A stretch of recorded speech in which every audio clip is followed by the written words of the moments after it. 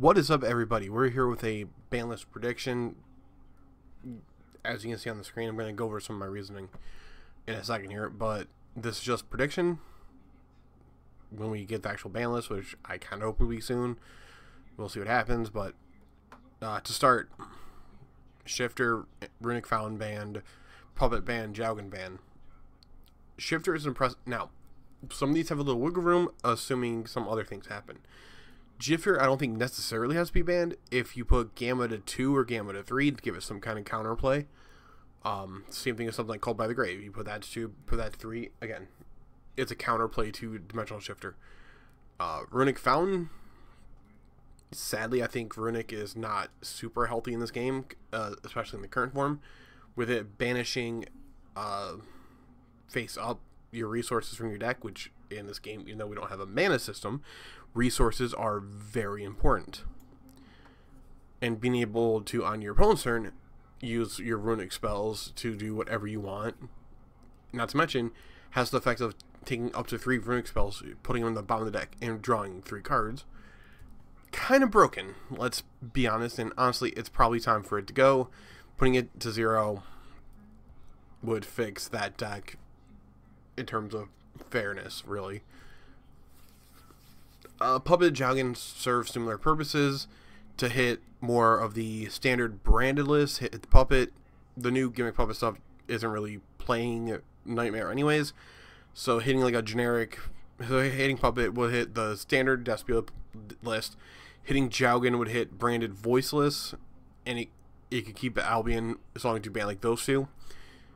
You can keep the Albion so long as you ban both these 2 cards. Plus, with Albion still a thing, you could still play Albion, and Branded would still have the playability and a little bit more of the grind game factor without the turn skip. So that's my prediction for bans. I doubt those are going to happen, but even if like 1 or 2 of those happen, great. Limited, Poplar, Ash, Wanted, Skill Drain, Kakalos. So the first 3 cards here, I'm going to be real. Ideally, you'd want 1 or 2 of these to actually happen. Probably Wanted, even though it's a money card. You can argue it can go to 1. Ash, Poplar would probably be the most likely, I think, to go to 1 because they're cheaper, quote-unquote, cheaper options for the Snake Eyes engine. That deck's been around for too long as it is, and honestly, it's time for it to go. If you pay attention to how the format is, people are sick and tired of Snake Eyes.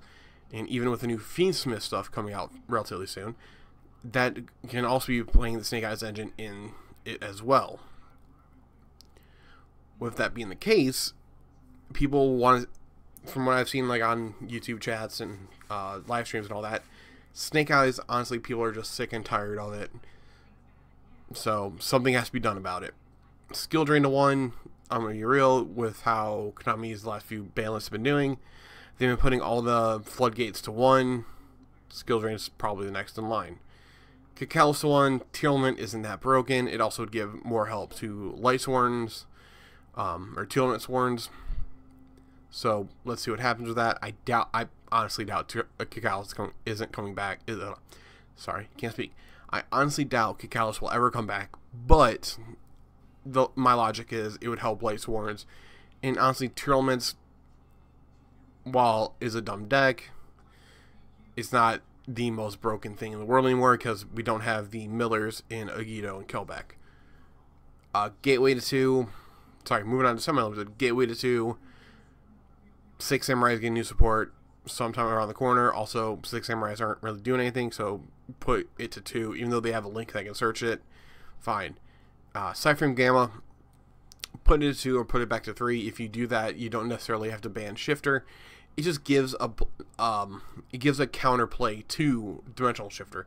Also, with Gamma being gone, you don't have to worry about going into Barone for a negate, which I believe was the issue with that before.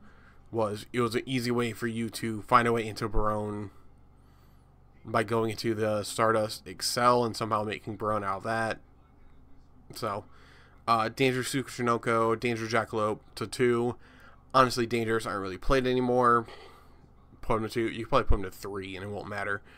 The dumb like Dark Warrior decks don't exist anymore because Isolde is banned. Lastly, Gold Sark to 2.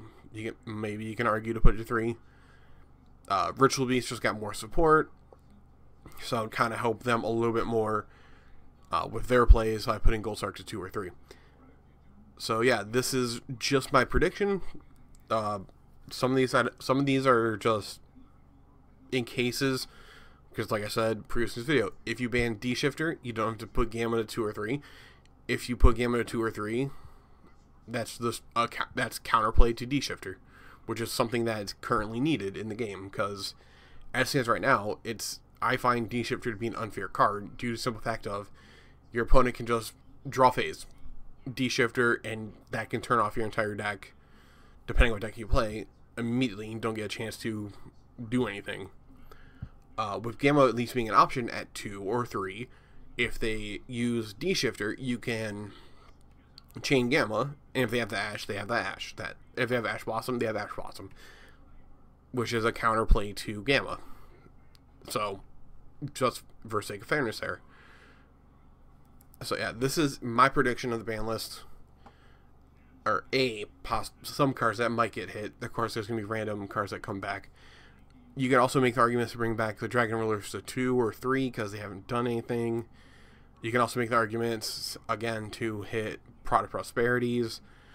I think Tempai has to get hit in some fashion. Probably the Field Spell to 1. I forgot to put that in this, but for Tempai, maybe the Field Spell to 1. So at least the Tempai can still be playable, but not necessarily broken, and it's not necessarily broken. That's an option.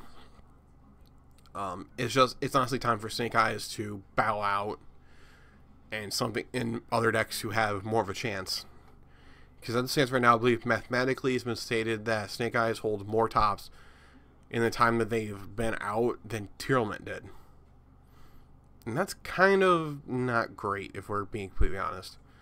So, obviously, for the game, I think Snake Eyes, it's time for it to bow out of the format and give way to some other decks being in the top positions.